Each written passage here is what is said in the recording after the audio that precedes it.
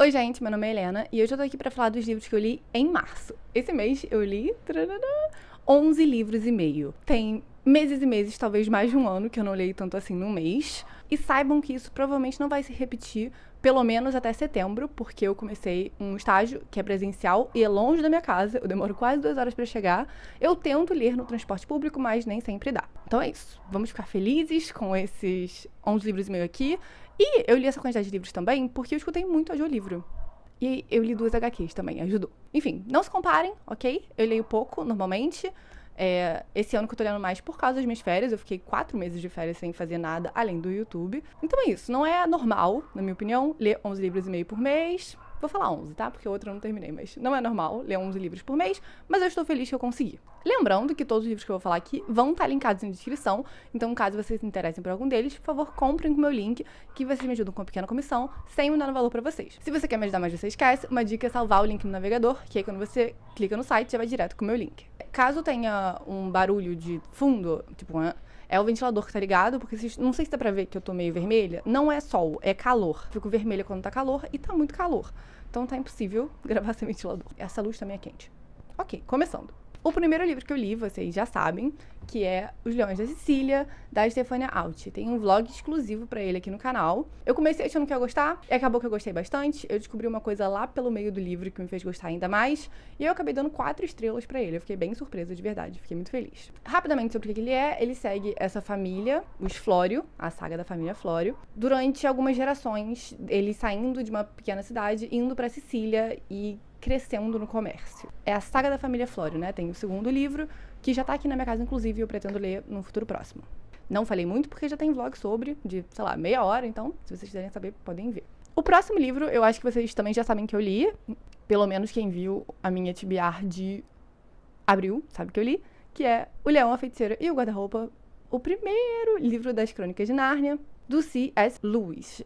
É uma série, na verdade, de 7 livros, e esse aqui, se eu não me engano, é o segundo ou o terceiro. A Harper tá trazendo nessas edições novas, ó, tem isso aqui que eu sempre esqueço o nome, o corte é colorido, a guarda tem essa ilustração aqui, a ilustração do segundo é diferente, e ele é ilustrado colorido por dentro. O objetivo, assim, é a gente ler um por mês, então em fevereiro saiu O Leão, a Feiticeira e o Guarda-Roupa, em março o Príncipe Caspian, e agora em abril A Viagem do Peregrino da Alvorada, uma coisa assim. Não são as ordens diretas dos livros, pelo menos cronológica, eu não sei se foi a ordem publicada, mas são as ordens dos filmes, né, então acho que a Harper tá publicando assim, pra atrair as pessoas que viram os filmes. Eu já tinha lido esse livro quando eu era mais nova, e eu não gostei muito, eu gosto bastante do filme, e eu permaneço com essa opinião. Eu gosto do livro, é legal, e eu acho que é legal pra você ler pra uma criança, tem esse tom de conto de fadas, mas lendo adulto, assim, eu não liguei tanto. Eu acho que as coisas acontecem muito rápido, mas talvez num ritmo ok pra crianças. Pra quem não sabe, a história segue Pedro, Susana, Edmundo e Lúcia, que são 4 irmãos, tá no período da Segunda Guerra, se eu não me engano, e eles estão passando esse período numa casa com um senhor. E é uma casa muito grande, com muitas portas, e eles encontram essa porta de um guarda-roupa que leva pra um outro mundo, que é Nárnia.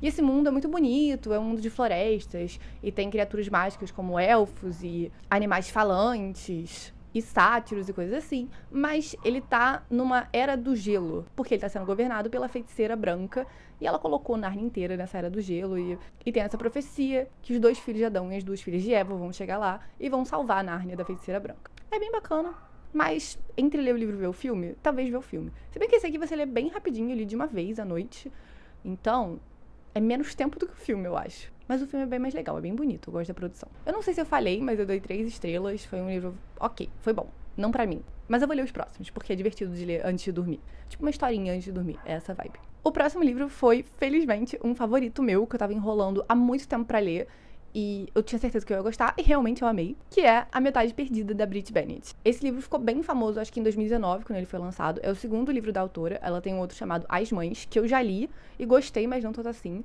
Mas depois de ler esse aqui, eu tô querendo reler As Mães, porque foi muito bom de verdade. Esse livro segue 2 irmãs, e elas são negras, só que elas moram numa cidade que preza pelo embranquecimento. Se não me engano, é lá pelos anos 60. Isso. Elas cresceram, na verdade, antes, em 68, elas já têm quase 30 anos. Então, assim, era uma época de segregação, só que essa cidade é de pessoas negras e o objetivo dessas pessoas é ficarem mais brancas. Então, ao longo de gerações, a cidade foi ficando muito branca e os Estados Unidos têm um conceito diferente da gente, né? do que é ser negro. Lá é por gerações. Então, assim, aqui a pessoa pode se identificar como negra, né? É a autodeclaração e vem muito da família, de como você foi criado. E vem tudo da autoidentificação, de como as pessoas se identificam. Nos Estados Unidos é diferente. Lá é por geração. Então, assim, se você é branco, você pode ser branco. Você tem uma mãe branca e um pai negro, você é negra. Você é metade negra. E tinha até esse negócio que era one drop, alguma coisa. Que era tipo... Se você tiver um pingo de sangue de pessoa negra, você já não é considerado branco. E essas duas irmãs, elas eram moreninhas, entendeu? Elas conseguiam se passar por brancas. Até que elas têm 16 anos e fogem. Elas não aguentam mais viver nessa cidade, elas vão embora pra Nova Orleans, se eu não me engano. E uma delas resolve viver a vida como branca e a outra resolve viver a vida como negra. E a gente também acompanha as filhas delas. Então, uma das filhas é loura do olho azul, e a outra é negra muito retinta. E a gente acompanha tanto essas duas mães, quanto as duas filhas.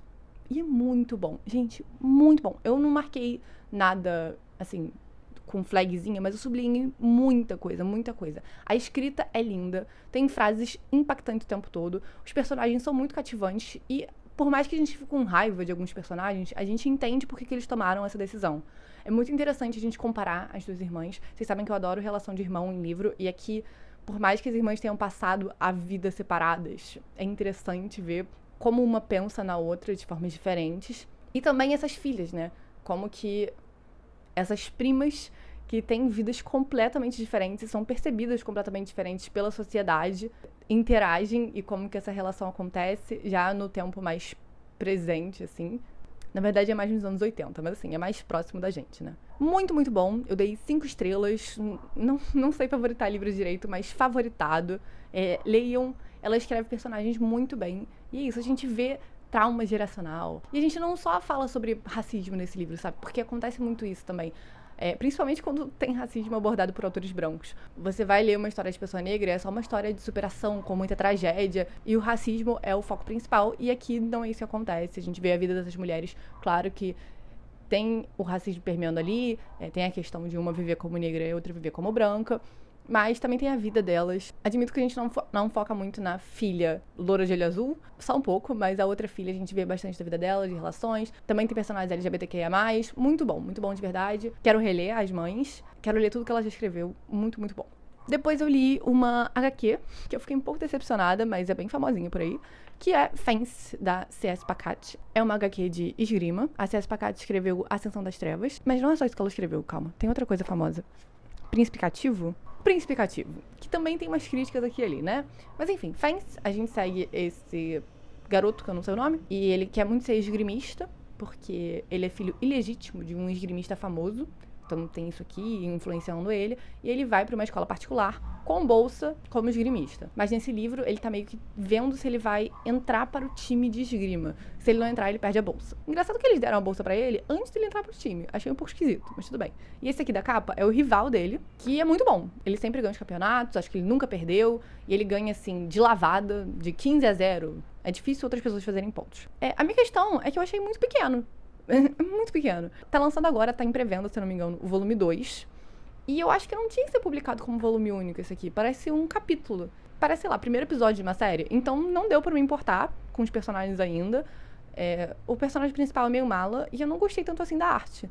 Então assim, não tem nada que me motivou muito. Eu não sei se eu vou pegar os próximos físicos. É bem famosa, eu tava pensando em ler online. Talvez isso ajude, que aí eu consigo ler mais direto. Mas eu não achei bom o suficiente pra ser um primeiro volume. Eu acabei dando 2 estrelas. Não achei tão legal. Esse próximo eu li em audiolivro, porque eu não tinha recebido o livro da editora ainda. Mas depois eu recebi e fiquei feliz. Foi uma surpresa, que é Hoje, Depois, Amanhã, da Rachel Lynn Solomon. Um outro livro dela já tava na minha lista, mas também não tem em português. Nesse livro aqui, a gente acompanha vou lembrar o nome dela. Vou lembrar não, né? Vou ver. A Rowan.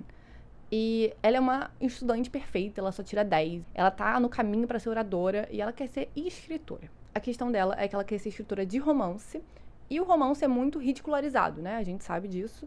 Então ninguém sabe que ela quer ser escritora, nem as 2 melhores amigas dela, que inclusive começaram a namorar entre si, e aí isso criou um conflito aqui nesse trio, nem os pais, que também são escritores. Isso foi muito legal pra mim. Eles são escritores de livros infantis, e aí um escreve e o outro ilustra. Muito fofo. E o interesse amoroso é o Neil McNair. Ele também é muito inteligente. Ele, inclusive, competiu com a Rowan durante o ensino médio inteiro. O livro começa quando eles estão pra descobrir quem vai ser o orador da escola. E eles estão competindo ali, ninguém sabe quem vai ganhar. E eles se odeiam. De novo.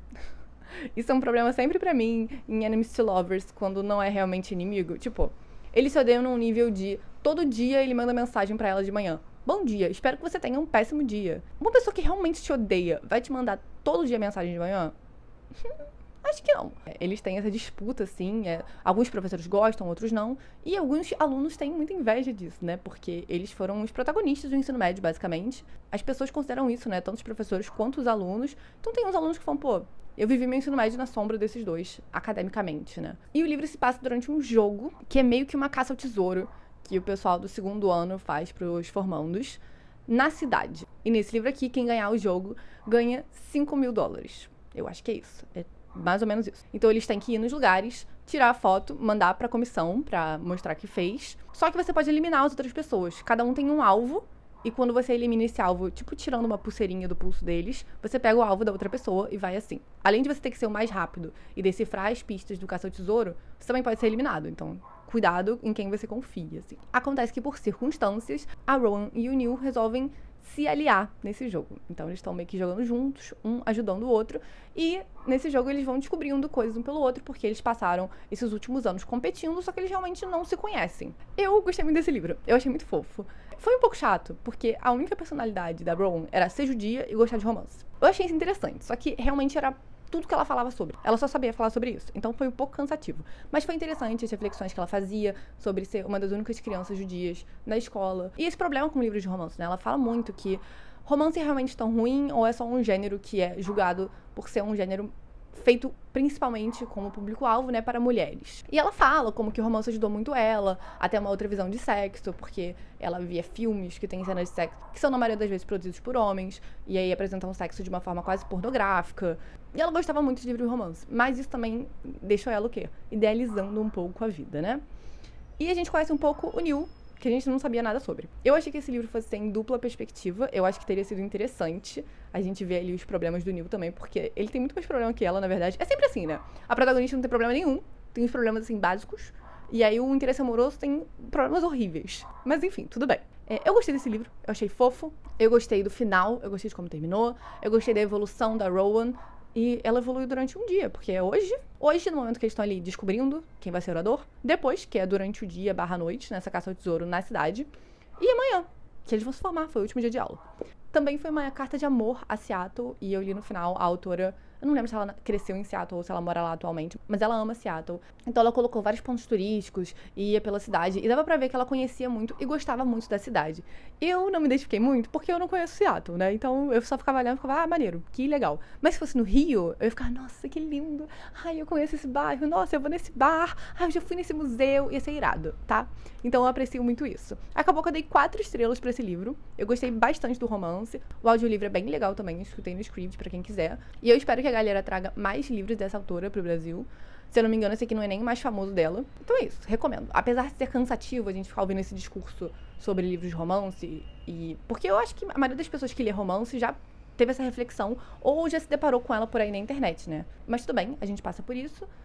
E apesar da protagonista ser meio mala, ela evoluiu de um jeito muito bom e ela consegue assumir quando ela tá errada. Então foi bem bacana, recomendo. Divertido, um romance fofo. Depois, eu li de uma vez um livro recomendado pelo Lucas Barros, que é O Paciente, do Jason alguma coisa. Pode nem ser Jason, mas enfim. O Lucas fala desse livro, que é um psiquiatra que vai trabalhar nesse novo hospital psiquiátrico, né? Onde tem pessoas que estão internadas morando lá. E tem esse paciente que é bem problemático. Todo mundo que trabalha diretamente com ele ou se demite ou se mata. E as pessoas do hospital, tipo os enfermeiros e tal, evitam ficar muito tempo com ele na mesma sala. Então vão lá na celinha dele, cela mesmo, é basicamente uma cela. Vão na cela, deixa a comidinha e vai embora. Ninguém quer ficar ali conversando com ele porque fica ali um pouquinho e já se sente mal. É um paciente, assim, difícil. Esse cara tá ali novo, ele fica um pouco interessado por esse paciente. Então ele vai e procura a ficha de caso, né? E não tem muitas coisas, não tem muitos detalhes. Parecia que ele teve um psiquiatra ali no início, que falou que ele era doido pra sempre. Ele foi internado lá quando ele tinha 6 anos de idade, agora ele já tem mais de 40, com a família pagando. Não é uma instituição pública, é com a família pagando. E o psiquiatra fica muito intrigado com esse caso, né? Então ele vai falar com a chefe assim, eu quero pegar esse caso. E ela fica, querido, você tem certeza? Ele fica assim, eu quero pegar esse caso. E aí, conversando com o paciente parece completamente normal. Inclusive, ele fala umas coisas que dão a entender para o protagonista que ele tá ali preso injustamente, que o hospital só quer tirar dinheiro dos pais dele, porque os pais pagam pra ele estar ali, e ele não tem problemas mentais pra estar ali. Ele tem problemas mentais, tipo depressão, que foi desenvolvido por ficar mais de 30 anos sem conexão com o mundo, mas fora isso, ele não tinha nenhum problema inicial. Tinham problemas de criança que eram pra ser tratados rapidamente, não uma internação vitalícia. Eu gostei desse livro, ele é bem curtinho, eu escutei de uma vez, eu escutei mais da metade em audiolivro na academia e eu escutei o resto quando eu cheguei em casa. Mas eu achei ele muito previsível. Assim, imediatamente eu tinha uma teoria e eu falei com o Lucas, eu acho que é isso. E ele falou, Aí eu continuava ouvindo e ficava, eu acho que é isso, isso, isso, isso. E ele ficava, Aí acabou e era exatamente isso, exatamente. E ele falou, cara, eu também foi minha primeira teoria. E tava certo no final. Mas é divertido, assim. Eu acho que podia ser mais curto até. Eu não sei se é considerado um conto. Eu acho que é mais tamanho de novela, né? Eu não vi ele físico. Mas é bem pequeno. E é isso. Eu acho que eu tava esperando um pouco mais. E às vezes você saber o final não estraga a história. E não estragou. Foi bacana.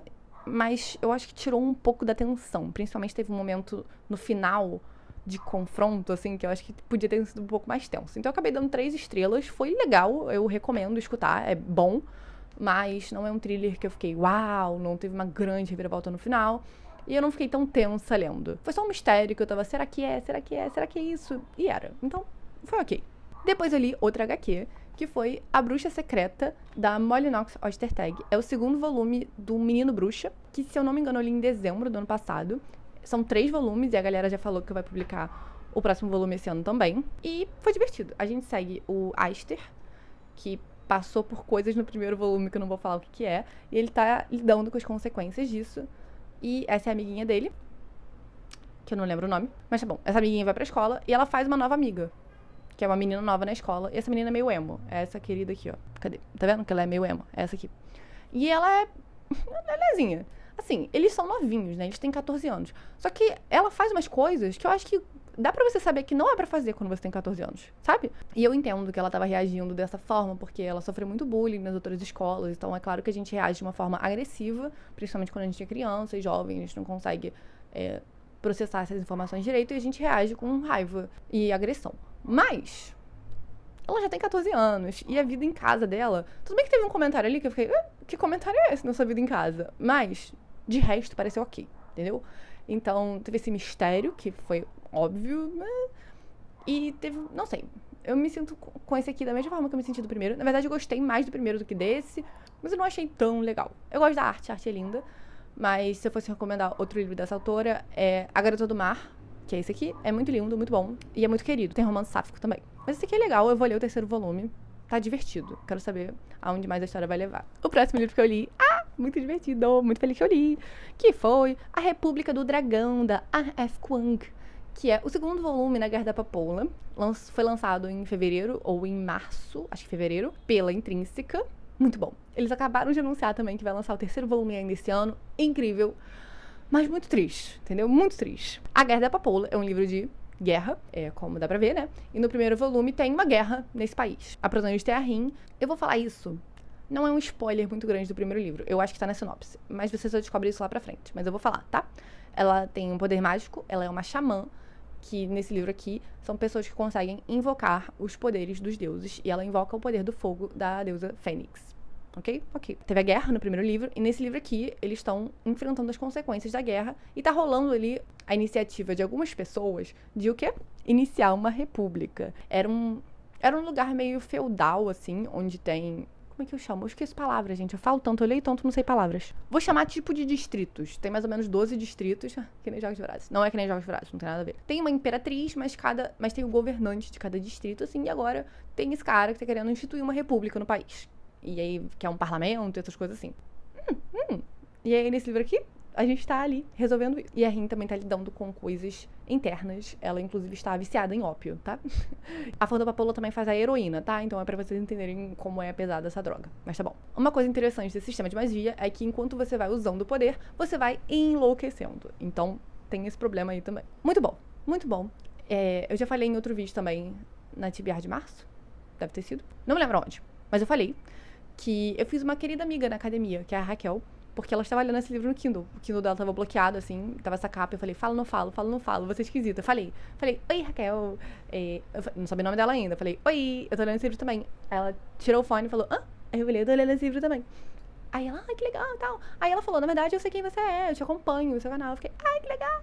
Aí ela falou, eu até pensei em você, porque você falou que não gostou tanto assim. Eu gostei muito, tá? Das 5 estrelas, mas você teve problema com A Guerra da Papoula, porque tem muitos saltos temporais de alguns meses, assim. E esse livro aqui não tem isso. Eu fiquei, exatamente isso que eu tô sentindo. Então, esse livro aqui a gente segue direto. Tem algumas pausas, assim, de uma semana. Eu acho que o maior salto de tempo que tem é 1 mês. Mas gostei muito, foi muito bom pra mim. Eu acho só que podia ter dado mais atenção pros amigos dela. Ela tem um ciclo de amigos que foi criado no primeiro livro. E que aqui eles foram muito ignorados, na minha opinião. Eles quase não apareceram. E eu sei que é um momento de guerra, mas eles estavam ali no mesmo acampamento. Momento de guerra não, né? É meio que uma guerra, tá? É meio que uma guerra. Mas eles estão ali, né? No mesmo lugar que ela, fisicamente. Então acho que podia ter rolado mais essa amizade. Ia ter ajudado a personagem dela a se conectar com outras pessoas, que ela tava muito sozinha nesse livro. A gente vê aqui muitos problemas dela pessoais também. Como ela vê figuras de autoridade e como que isso foi criado. Ela supera muitas coisas, muitos traumas que foram criados no primeiro livro. Tem um romancinho ali, que eu também... Não é um romance, na verdade. Tem um flerte, que também pra mim foi pouco desenvolvido. Pra mim podia ter tido mais cenas. Mas muito bom. Gente, isso aqui é basicamente a história. Tem países coloniais, né, que estão ali querendo colonizar. E basicamente tem um deus. Eles não têm um deus só, né? Eles têm 64 deuses. E aí tem um lugar que tem um deus único. E eles ficam ali, panfletando o deus deles. Como é que fala? Passando a palavra, né? Querendo converter as pessoas. Insuportável, muito chato, mas é a nossa realidade, né? Dei 5 estrelas, caso não tenha ficado claro. Muito bom, muito bom. Eu não sei se eu gostei mais desse do que do primeiro. Talvez tenha gostado mais, mas se bem que o primeiro acontece mais coisa, se passa mais tempo, né? Acho que se passam 3 ou 4 anos durante o primeiro. Esse aqui são alguns meses, 1 ano no máximo. Muito bom. Leiam, caso não tenham lido ainda. Eu sei que é caro, mas vale a pena. Depois eu li um que eu coloquei no story, que eu estava gostando muito, e eu gostei muito no final, que é As Garotas que Eu Fui, da Tess Sharp. Eu nunca tinha escutado falar sobre esse livro, veio pra cá com a Rocco. Essa autora tem outros livros mais famosos, se eu não me engano, mas foi super divertido. A gente segue a Nora, e o livro começa, e ela vai depositar num banco um dinheiro com a namorada dela e o ex. Então, os 3 ali, os 3 são amigos, mas tá um clima tenso entre ela e o ex, porque o ex é melhor amigo dela, só que ele não sabia que ela tava namorando com aquela garota. E ele descobriu na noite anterior. Então tá um climão ali. Quando eles estão no banco, chegam uns caras pra assaltar o banco e fazem eles de refém, junto com outras pessoas que estão ali no banco. E o livro se passa no tempo deles estarem ali reféns, e a gente também vai vendo o passado da Nora, porque a mãe dela era uma golpista. Ela dava golpes em homens corruptos, por exemplo, pastores que roubavam dinheiro da igreja, pessoas que vendiam carro, mas carros falando que era novo, mas era muito usado, que nem o pai da Matilda, sabe? E aí elas davam golpes, elas posavam como mãe e filhinha, e a Nora nunca teve uma identidade muito certa dela, né? Esse é um tema muito presente do livro, que ela não sabe muito quem ela é, porque ela já foi várias garotas. As garotas que eu fui. Já foi uma Heather, e uma Sarah, e uma Ashley, enfim. Ela assumia uma personalidade diferente cada vez que a mãe dela mandava pra aplicar um novo golpe. Eu gostei muito da Nora como protagonista. Ela é esperta, ela tá ali tentando resolver essa situação do banco. A gente vê o passado dela, a gente vê os traumas. Eu acho que lidou com tudo de uma forma muito boa. Eu acho que ela até tomou umas decisões muito adultas pra quem tem 16 anos. Podia ter... Ela tem 17, eu acho, na verdade. Mas podia ter envelhecido ela um pouco. Mas foi um livro que eu li super rápido. O relacionamento dela com a namorada não mostrou muito, mas com o ex/melhor amigo foi super bonito. Eu gostei da forma que falaram sobre. Eles têm uma relação muito boa. Ela tem uma relação ótima com a irmã também. Então, assim, não digo que foi um livro tenso, porque eles estavam ali no banco e tinham riscos sérios, só que eu, pelo menos, em nenhum momento achei que alguma coisa de horrível fosse acontecer, mas foi interessante ver como que eles iam escapar dessa e, ao mesmo tempo, vendo o passado da Nora e por que ela é tão traumatizada. Eu dei 4 estrelas, eu achei muito bom, e eu quero ler outros livros da autora. Eu não vi ninguém falando sobre esse aqui no Brasil, então está aqui uma boa recomendação pra vocês. Depois, um livro que talvez vocês fiquem surpresos que eu li, porque eu falei na minha TBR de abril, mas eu resolvi começar a ler logo depois que eu gravei a TBR, e eu terminei em um dia. Eu botei até no story, inclusive. Eu não sei direito o que eu acho sobre ele. Eu vou descobrir enquanto eu vou falando sobre, tá? Que é O Mistério das Irmãs Hollow, da Crystal Sutherland. Eu vou falar pela última vez dessa capa. Não dá com essa capa. Antes eu era sutil, agora não tem como. Mudou completamente o tom do livro. A capa em inglês é essa aqui. Eu acho que muda o jeito que você percebe o livro, sinceramente. Nós temos essas 3 irmãs, que são as irmãs Hollow. E quando elas eram novas, uma tinha 7, a outra 9 e a outra 11, elas estavam lá com os pais dela passeando na Escócia. E do nada elas sumiram. Os pais piscaram e elas não estavam mais ali. E todo mundo desesperado. Tinha gente achando que eram os pais que tinham vendido elas, sei lá. E um mês depois, elas aparecem sem nenhuma memória do que aconteceu. Só que isso afetou muito elas. Elas tinham cabelo castanho e o cabelo ficou branco. Elas tinham olhos claros e os olhos ficaram escuros. E elas têm uns poderes. Não sei se chama de poder. Mas elas exercem uma influência nas pessoas. As pessoas ficam muito atraídas a todas elas. Elas ficaram bem famosas por causa disso também, inclusive. Atualmente, a protagonista tem 17, a outra irmã tem 19 e a outra tem 21, por aí. A irmã de 21 é uma estilista muito famosa mundialmente da House of Hollow, que é o nome do livro em inglês. Casa Hollow, né? E ela também é modelo, então ela é muito, muito famosa. A irmã de 19 tem cabeça raspada, muitas tatuagens. E ela toca numa banda, ela é mais assim, rock and roll. As duas fugiram de casa quando elas tinham mais ou menos 16 anos, uma depois da outra. Então, na verdade, fugiu a mais velha quando ela tinha 16. Na verdade, a mãe expulsou ela. Ninguém sabe direito por quê.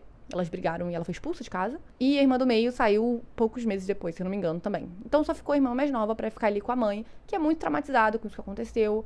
Também aconteceu uma coisa que eu não vou falar com o marido dela depois desse desaparecimento. Então, ela só tem agora a filha mais nova, que é a nossa protagonista. O livro começa e a gente descobre que a irmã mais velha desapareceu de novo.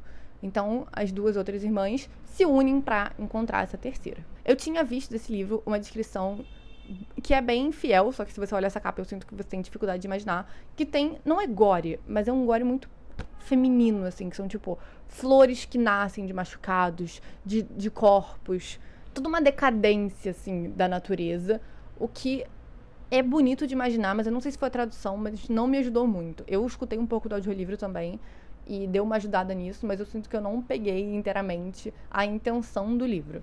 Eu tinha uma teoria no início sobre o que tinha acontecido e, enfim, e no final estava certa de novo. E eu acho, assim, essa eu acho que não foi nem eu, de verdade.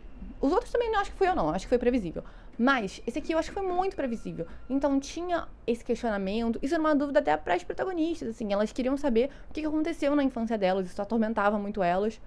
E mudou completamente a vida delas todas, né? Tanto elas próprias, elas mesmas mudaram, quanto a relação que elas têm com o mundo, que ficou um caso famoso, e a relação com a família. Enfim, ficou tudo muito diferente. Mas assim, o início do livro, com a gente sendo apresentada essas coisas, e a gente descobrindo...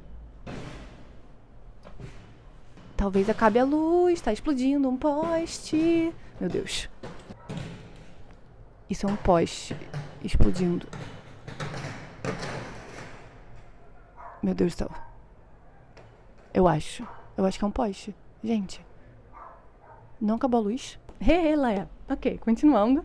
Irmãs Hollow. A primeira parte, o primeiro terço, assim, super legal. O outro terço foi arrastado, eu não sei. A gente tava indo em alguns lugares, aí tinha coisa acontecendo que... não sei, perdeu um pouco o tom do livro, apesar de ter ainda essa decadência dessas flores nascendo e esse mistério do que aconteceu com a irmã.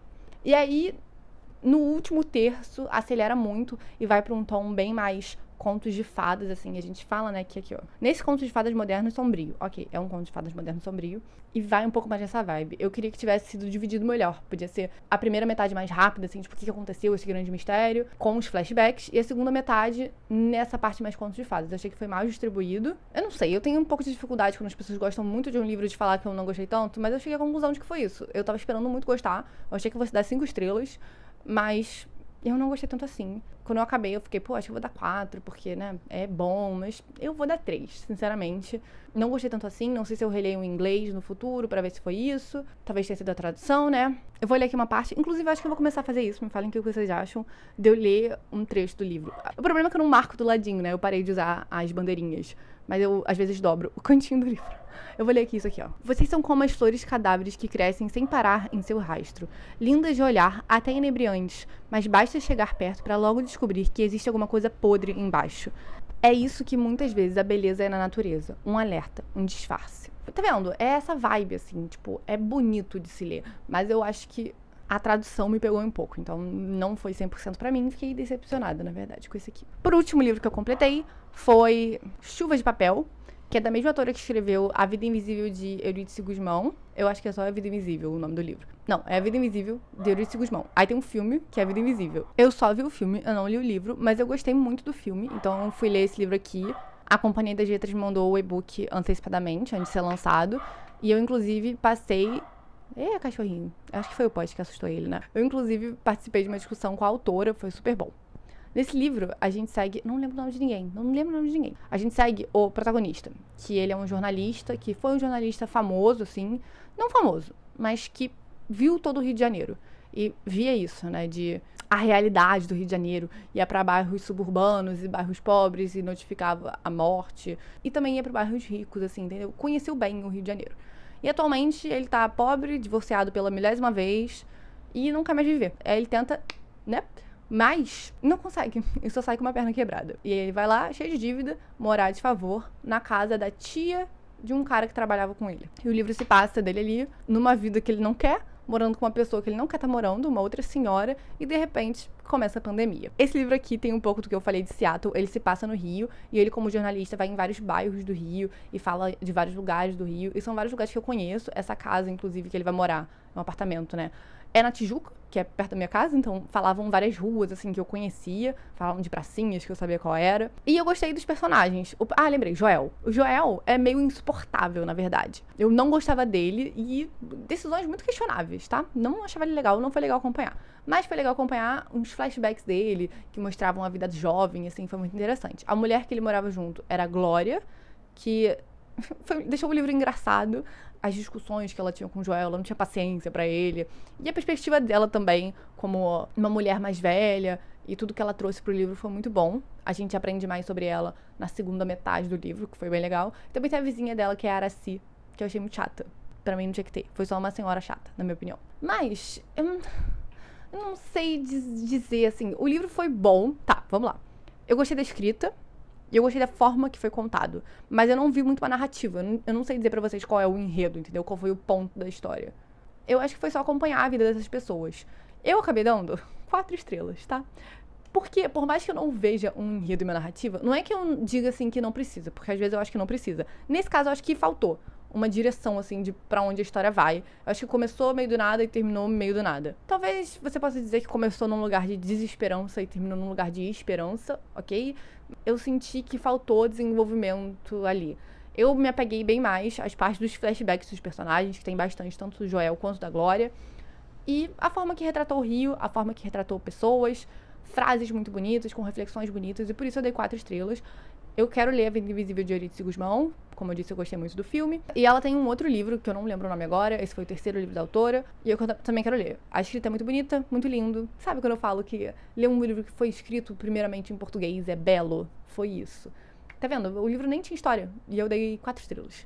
Foi por causa disso. E por último, vou só mencionar o livro que eu tô lendo, que eu achei que eu fosse terminar esse mês, mas eu não terminei. Que foi Feminismo pra Todo Mundo, da Bell Hooks. Eu nunca li Bell Hooks um livro, assim, né? Eu li alguns capítulos e eu li textos dela pra disciplinas da faculdade, mas eu não li o livro inteiro. Eu tô um pouco depois da metade desse livro. Eu participei de uma discussão organizada pela Rosa dos Tempos. Super legal, várias mulheres debatendo, assim. E várias mulheres de várias idades também. Foi super interessante. A mediadora, é Pretadora o nome dela? Pretadora. Eu vou colocar o arroba aqui, mas é uma acadêmica que pesquisa muito sobre pessoas negras, principalmente mulheres negras, e fala muito sobre feminismo e racismo, enfim, ela dá aula no FRJ. E eu tava gostando desse livro, mas aí eu não sei. Primeiro que é feminismo pra todo mundo, e supostamente pra ser o primeiro contato com o feminismo, e um livro mais acessível e menos acadêmico, com essa linguagem muito rebuscada, assim, pra chegar na mão de todo mundo. Por mais que eu acho que a linguagem não chega a ser acadêmica, difícil, o que eu acho ridículo também, eu acho que nenhum texto acadêmico tem que ser com uma linguagem inacessível, eu não acho que seja tão acessível assim. E também não é primeiro contato com o feminismo. Eu acho que pode ser, talvez, você tenha ali umas reflexões sobre o feminismo, ou você já é feminista, se considera feminista, você quer aprender mais, tudo bem. Mas se você é antifeminista, se você é muito sexista, odeia feministas, você vai ler isso aqui, eu não acho que vai se transformar no feminista. E a minha outra crítica, que a gente até abordou nessa discussão, foi super legal, é que não aborda pessoas LGBTs. Fala um pouco, na verdade, sobre mulheres lésbicas, mas a gente não aborda pessoas trans, homens e mulheres trans, e nem pessoas não binárias, em nenhum momento. Sendo que eu acho que é pra ser muito considerado, né? Que ela aborda vários temas. A gente vê muito feminismo e racismo, feminismo e classe, porque não tem como dissociar nenhum dos dois. Uma revolução feminista envolve classe, envolve raça. E ela fez muito bem de abordar isso aqui. Ela trouxe temas que eu não tinha pensado, inclusive. É bom, tá? É bem bom, mas eu senti falta de algumas dessas coisas. Eu tô gostando, eu vou terminar. Eu tô criticando essas coisas que estão faltando, mas eu acho que são pensamentos muito válidos. Eu discordei dela poucas vezes, assim. E eu acho que isso é interessante. Se vocês quiserem me recomendar mais não ficção, que esse livro aqui eu marquei muito. Não tem. Esse aqui eu não coloquei as flagzinhas porque não tinha como. Eu basicamente em cada página marcava alguma coisa ou respondia, tipo assim, nossa, muito isso. Ou, cara, isso aqui eu não concordo tanto. Eu escrevi o que eu penso. E sabe, você lê um livro que tá te apresentando ideias. E você tá tendo uma conversa com esse livro. Não necessariamente você precisa concordar com tudo. Mas, enfim, achei muito interessante. Eu não costumo fazer tanto isso. Eu leio muito ficção. E quando eu leio não ficção é mais biografia. Então não tem muito como eu discordar da vida da pessoa, né? Mas é isso, estou gostando. Falo mais no livro de abril quando eu terminar. E foi isso. Esses foram os 11 livros e meio que eu li esse mês. Foram só leituras boas, né? Acho que eu só não gostei muito de Fence, que eu dei 2 estrelas. Mas de resto foi tudo 3 pra cima. Tiveram 2 5 estrelas e vários 4. Então, foi um mês super bom, fiquei muito feliz com março. Eu tava lendo, eu tava tipo, nossa, eu já li essa quantidade de livros, eu já li isso, eu lendo mais. Então, foi muito bom. Espero que março de vocês também tenha sido bom. Me falem o que vocês leram em março, me recomendem aqui livros legais. E me falem se vocês já leram algum desses aqui também. E comentem comigo. E foi isso, espero que vocês tenham gostado e até o próximo vídeo. Tchau!